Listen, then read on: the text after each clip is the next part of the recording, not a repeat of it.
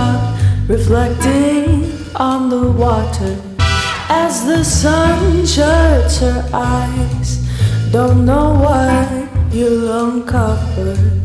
Watch the tide rolling with the moonlight. Everything is silent on this Louisiana night.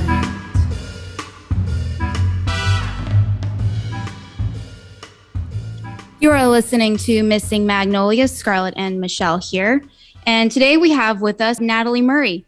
Natalie Murry is a forensic artist living in Texas. She frequently works with the Seattle police agencies in their medical examiner offices. Armed with a tablet and a stylus these days, Natalie has been a huge advocate in the push towards using digital forensic art. Natalie teaches digital techniques through classes and has written a course book used within the field.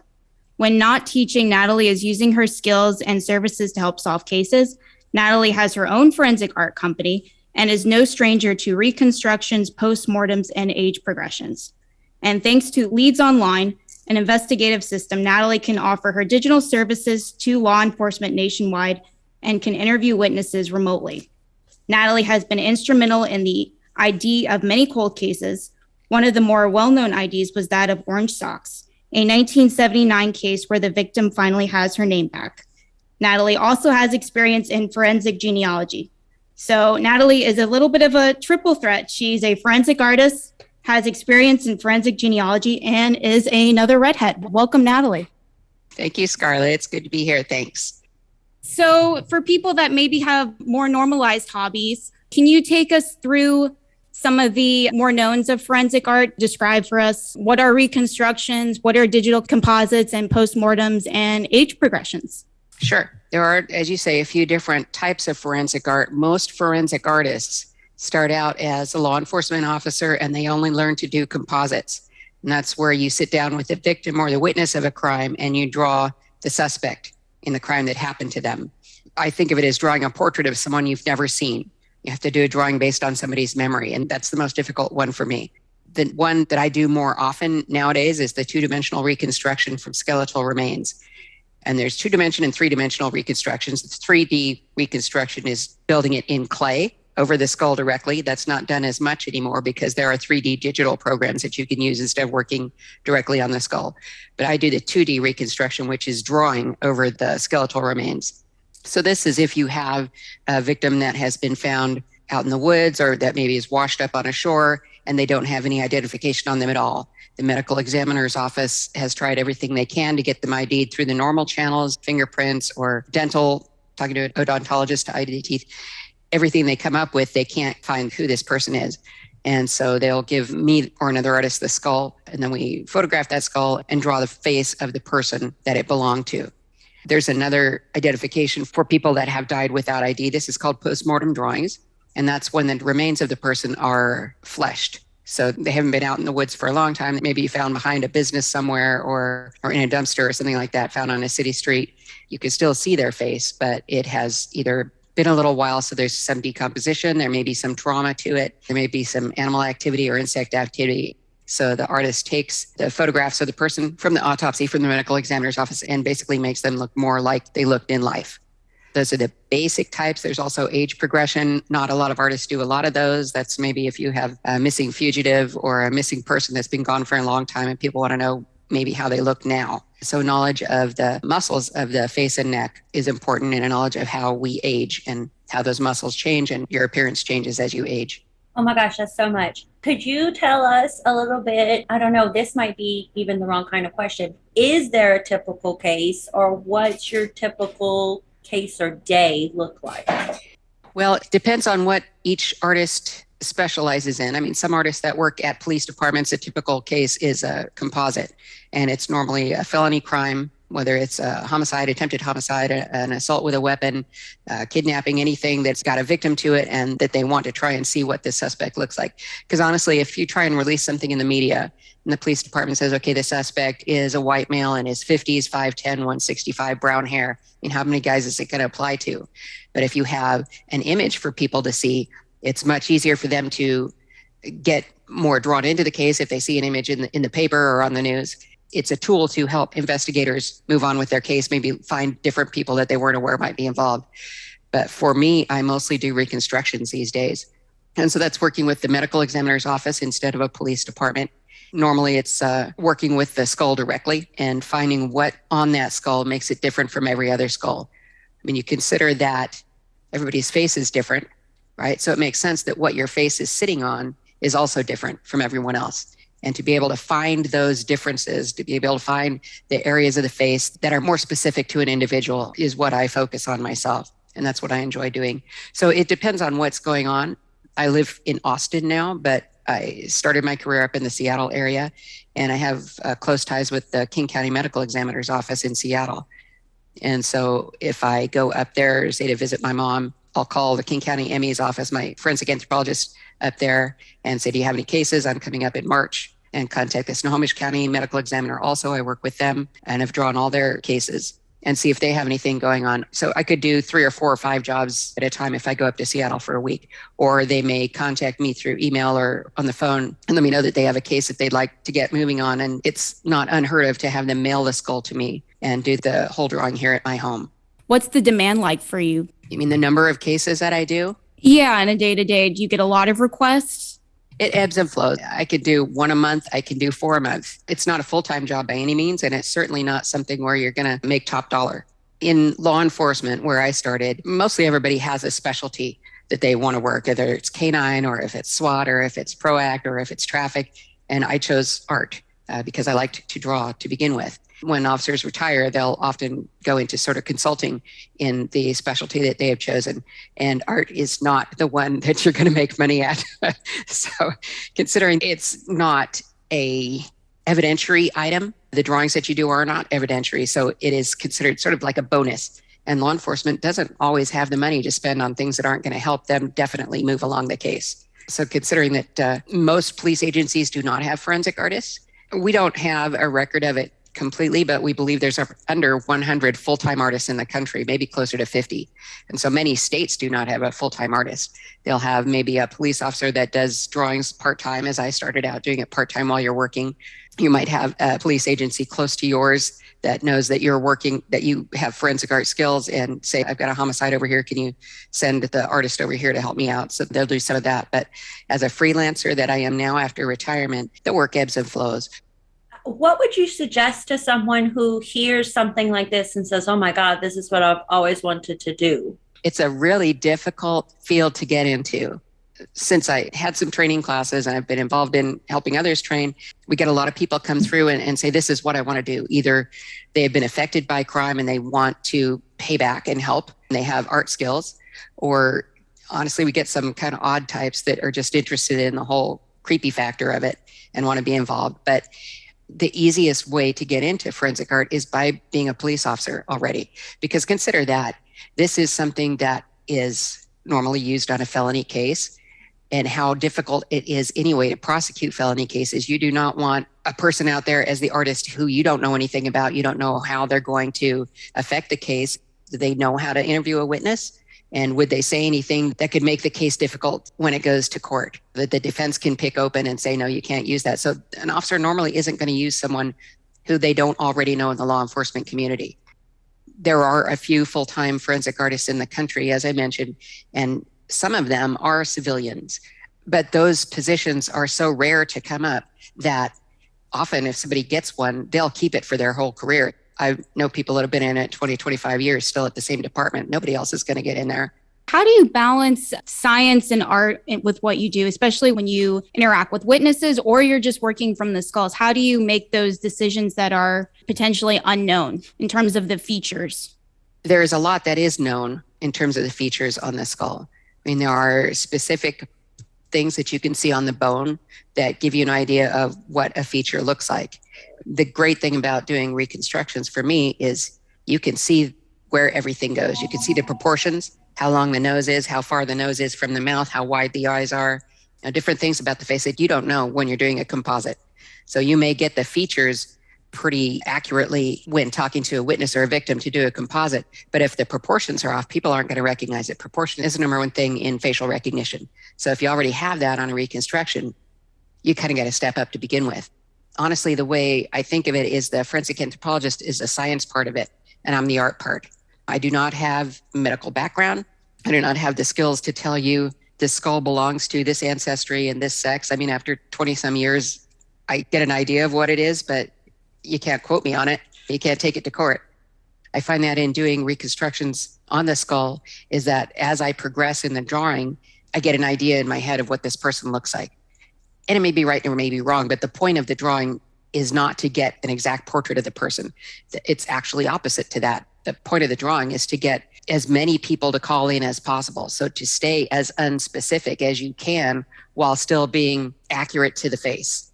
I love the way you explain that. And that's also the exact way I write conference abstracts, as vague as I can be, right? In case my results are a little different than I thought they would be. Yeah. But that makes sense. The more eyes that are on it. And it also really makes sense what you said in the beginning with like noticing what are those differences in their skull or those distinct features. Right. It's like, how do you highlight those and also maintain that ambiguity? That is definitely science plus art. To me, things that are most singular about a skull are a lot of times just, you might notice that one eye is attached medially at the outside higher than the other eye. And so you kind of see an angle happening. And then maybe as you progress down the face, you'll see that it's same on the base of the nose. One nostril is higher than the other. And oftentimes it's the same side. And then maybe the mouth is also a little higher on one side. So to me, all the features are playing together in harmony like music. To find that individuality in that person, I think, is something that's going to make it more noticeable or more recognizable to someone. It may not be something that you think of when you see them, but your brain sees it. And so that's what I'm looking for. Are there any ethnicities that are more difficult than others? I think that's a personal preference. I like drawing African ancestry. I think the skin is more dynamic. You can put a lot more colors into it. You can put greens and purples and that kind of thing. And it's more interesting to me. Like a Caucasian ancestry, the skin is just so pale and not really a lot of tone and color change in there. It's, I think, dependent on each artist. The difficult part is if the person isn't obviously only one ancestry. Nobody is completely one ancestry. We know that. But if the skull is somewhat ambiguous in regard to the background, we did have a case up in King County of a skull that it was difficult to tell, but it was more of a longer skull, top to bottom, taller, which is normally an Asian trait. But the skull, the remains were found close to a Native American reservation. So it was thought, well, is she Native? It was really close to the Native reservation, and Native ancestry is similar to European and Asian mixed together. And so we're thinking, okay, it could be kind of Native, not really sure. So I did the drawing to make it somewhat ambiguous, but the eyes were kind of Asian looking, but the skin tone was sort of medium. And nothing was found for several years. And then after that, I got a call from my colleague, and he said, they sent me this case, we got DNA, and guess what? She's actually, I think, sub-Saharan African or something. It was an African race that has long faces, but we don't see that in the Northwest very often. So it was not something this forensic anthropologist was familiar with. So together, he borrowed my photos to make sure he got the proportions right, and then he did his drawing. And so together we kind of worked with it, my beginning, his ending. Do you celebrate? And if so, how, when you hear things like this? Because, man, I would need to like high five myself or something. It's very, very exciting when I get an idea. You'd have to be heartless to say it isn't, because that's why you're doing the job. You're doing the job because there's not really a lot of people that can do it. And so even though I retired from law enforcement, I keep doing this, and because it's fascinating. But the point of it is to help people and to help families get their loved one back, and to help this person not be out there in limbo forever unidentified. And so, yes, it's very rewarding when they're ID'd. It's most rewarding for me when it's a very, very cold case, someone that had been given up. They didn't expect anything to happen. We talk over and over again about that prolonged missingness and that grief, and that's a whole different kind of grief. Oh, it's heartbreaking. It's horrible that people have to live that way. And so if you can help that in any little way, it's very satisfying. Just an offshoot a little bit, you mentioned working with potentially Indigenous persons cases. Is that something that you get to do often? I ask just because we know there's an Indigenous missing persons and missing women who are being murdered. We're not even counting them. And, Right. I do some research on that kind of stuff. And I'm just out of curiosity, like, how much exposure do you have to Native lands and those kinds of cases? As far as I know, I've only done 4 cases that have been ID'd as Native. There was one up in Alaska So that would be more of an Inuit background. And that was in the late 60s. And then I had a case from Chicago from 1968 of a woman who had been murdered. And they asked me to do a cold case drawing on her, which is the drawing out of all my drawings that has got the most traction on it on Facebook. I got over 91,000 hits on it now and over 1,500 shares on it. And again, it's because I think, like you said, the focus there is now on missing and endangered Native women, Indigenous women. And then I have done 2 other drawings. There's one in Washington called Helen Doe up in the Seattle area. And that's also a cold case. It was mid-90s. And then a 4th one recently. So no, I haven't done a lot over 20 some years, maybe 4. You mentioned pre-show your interest in genetic genealogy. We're seeing so many cold cases daily solved. Have you seen kind of the synchronicity between with what you do as well as, can you speak a little bit to that effect? I have been doing my own genealogy since I was 18. I went back to Australia, where my mom is from, and sat down with my great uncle, and he was showing me what genealogy work he'd done on the family tree. And at that time I got hooked. So I've been doing it myself since I was 18. But then as soon as it came out in law enforcement, I thought, this is fantastic. It's my hobby, but it could also be something that could help in my job. And so I kind of kept track of that. And I did join up with DNA Doe Network when I came down here to Texas and came onto the cold case unit at Williamson County, because they asked me to take over the 3 cold cases that they had in Williamson County that were unidentified remains. And so I took those over to investigate, and the DNA had already been taken from those remains and sent off to be analyzed. And then I think all 3 cases have gone to DNA Doe. So I contacted them and said, look, I'm familiar with genealogy. I'm working the case. Can I work it with you doing the genealogy part?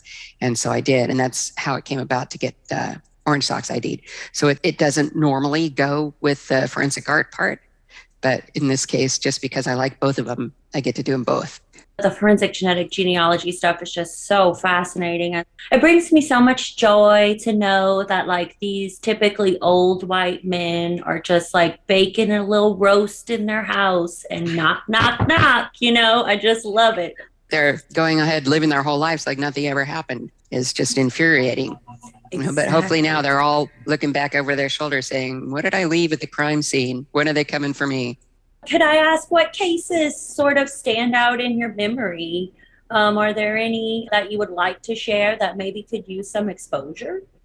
Well, the Helen Doe case could certainly use some exposure. She's had exposure in Washington State, but this is a case of a trucker who picked up a woman, we don't know where. And he was traveling, I think, from Missouri over to Seattle.